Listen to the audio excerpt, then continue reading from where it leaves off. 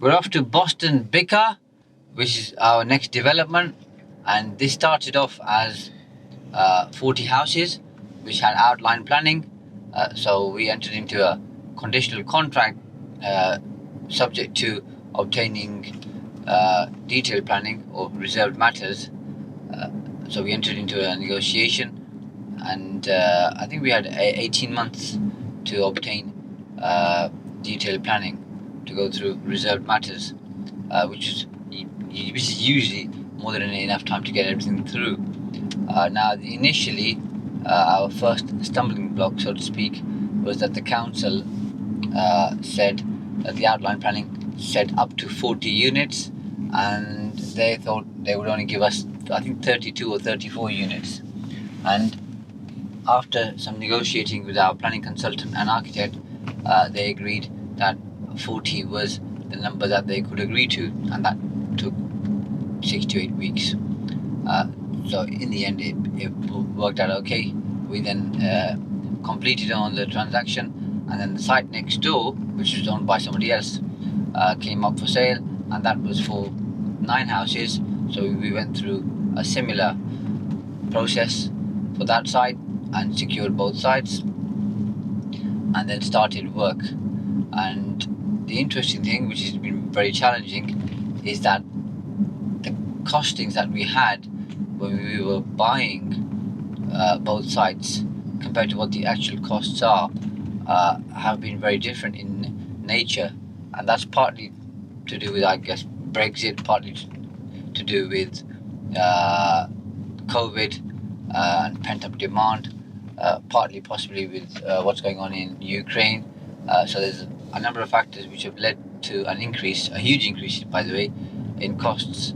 So the initial costs, again talking from memory here without having the figures in front of me, were about 7.2 to 7.5 million.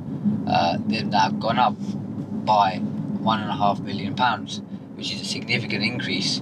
But on some of those items, like bricks, roof tiles, and other items, timber wood, we've been lucky to secure them because there's been a huge shortage. So that was a big challenge from a pure cash flow point of view. Luckily, we were dealing with a sensible lender who took a view on those things and was able to assist us with funding the entire project. And what this means is we can obviously build out the 49 houses. So the other option we had was, well, the only option we had at the time, it appeared, is that we were going to make a loss of 1.5 million, which isn't good for any business at all. Because I think, as Peter Drucker said, as a management guru, that the number one reason or the number one aim or the objective of a business is not to make a loss. So a 1.5 million loss was significant. Luckily, the agents that we're working with and talking to in terms of refinancing or selling all agreed that we can increase the price of the houses to overcome the cost of the additional goods, so for materials. Now, what that meant basically was that the house prices had increased over that period by enough to cover the additional costs, so we were back to square one. Now, the challenge, of course, is we've built the houses, and we're still finishing off the development, so we were going to expend the cost. So we've got to make sure that the houses sell for what they need to sell for, and that obviously depends on market conditions and how the market fares. At the minute, the market's pretty strong. We've got huge demand, so hopefully that's going to work reasonably well. This other issue that obviously most developers face, especially when you're contracting jobs out, is making sure people are doing what they're supposed to in the time that they're supposed to be doing it, in the budget that they're supposed to be doing it. And that's been interesting for us on a number of different fronts. So we've had to change our ground workers and civil engineers just because we had a different view on how things should work. So we parted company and brought those services in-house, and that seems to be working well. And this isn't, by the way, a slight on the person or the contractor that was working with us. We just had a different view on how things should be done. So we parted company on amicable terms, simply because we wanted to do things differently. Alongside that, there's been challenges with other contractors either revising their prices or being unable to deliver what they said they would do on time. And I guess this happens everywhere. So this is everything from scaffolders to plumbers to electricians, the whole lot. And this is always going to be a challenge. I think unless you have your own team, this is always going to be an issue that you're going to have to face. And this is why I'm sure you've heard me and others say before that most projects are usually over budget and run over time.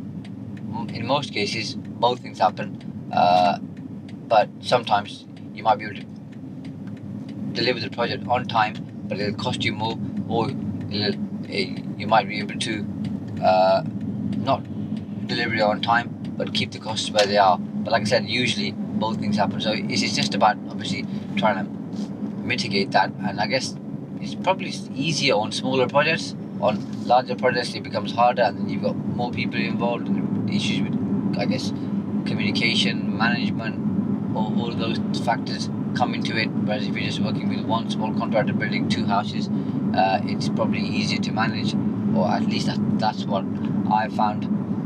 So it's just making sure you've got the systems and processes in place to make sure those things happen as they're supposed to happen.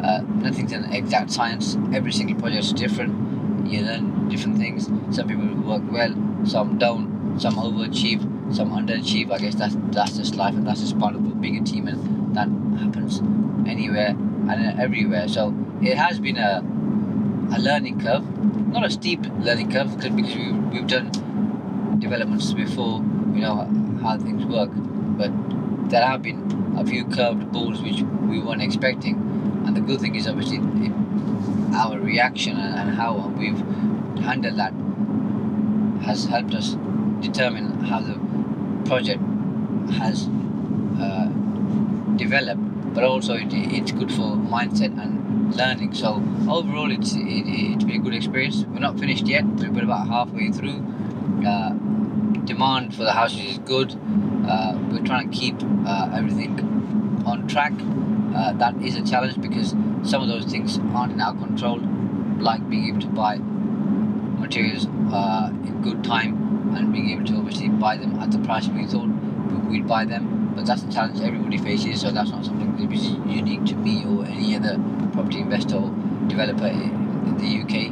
And it's just about balancing those things and being able to react to things when they happen, and react in a way which is balanced, but at the same time being proactive and looking at where the market's going and making sure that you're changing your plans in line with that. Because I think being flexible and being able to adapt is incredibly important in any business, and more so in property, because generally speaking the stakes are high. With our particular development, the GDV is about £12 million, so that's a significant sized project, and if things go wrong you can very quickly lose a lot of money if you haven't got the backup to ensure you can suffer those costs.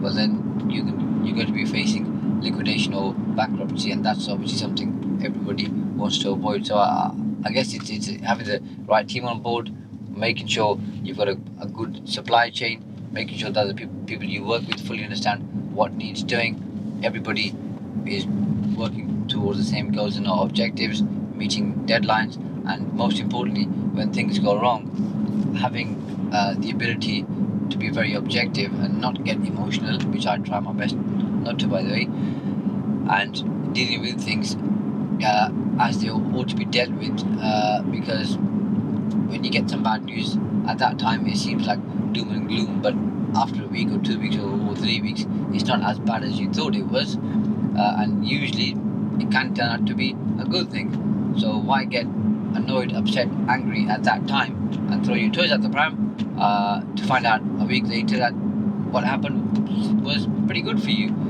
So I've learned that over the last 20 years of being in business to have a good temperament and to be patient and balanced. And that's served me really well on this particular project. So I think overall things are working well. We might be behind schedule by about 4 to 6 weeks, which given all the circumstances and everything that's gone on, I think that's really good going, and I'll keep you posted on progress. And we're still on target now, even with the additional 4 to 6 weeks, to finish by the end of the year. So that should be really good, and then I can create a completion video to share with you A to Z, basically exactly what happened, how it happened, and how you can do something similar. And remember, I'd never built 49 houses before. The biggest new build project we'd done was for 5 units, and even that was hands off for me. I've done quite a few commercial conversions. The biggest one there was 21 units, so jumping from 21 units to 49 in a very different way, one being a conversion, the other one being new build, was a big jump. But in truth and fairness, it's not been as difficult as some people may think it is. And you've probably heard me say before, whether you're building 10 houses or whether you're building 50 houses, the effort, the time, the energy, the focus required is pretty much the same.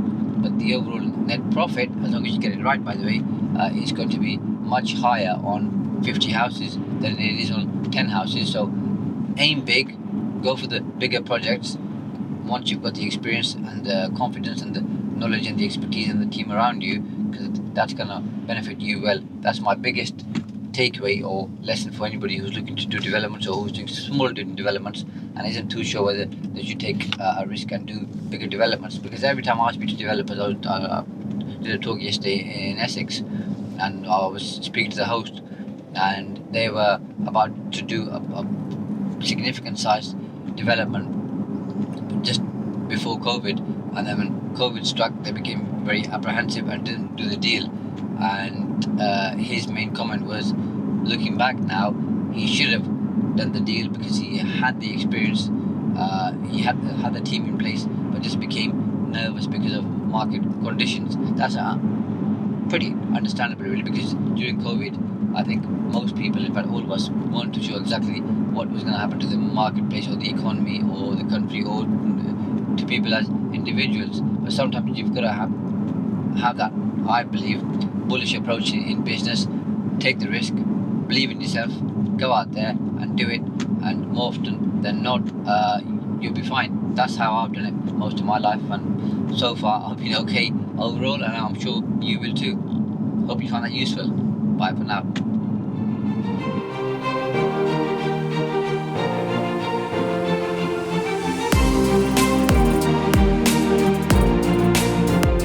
Thanks for watching, and I hope you enjoyed this video. If you have, by the way, make sure you click like, subscribe and post a comment, because that tells me that you're engaging and you're finding the content useful. And if you like this video, make sure you check out this video here, because it's the next stage in terms of your learning and development.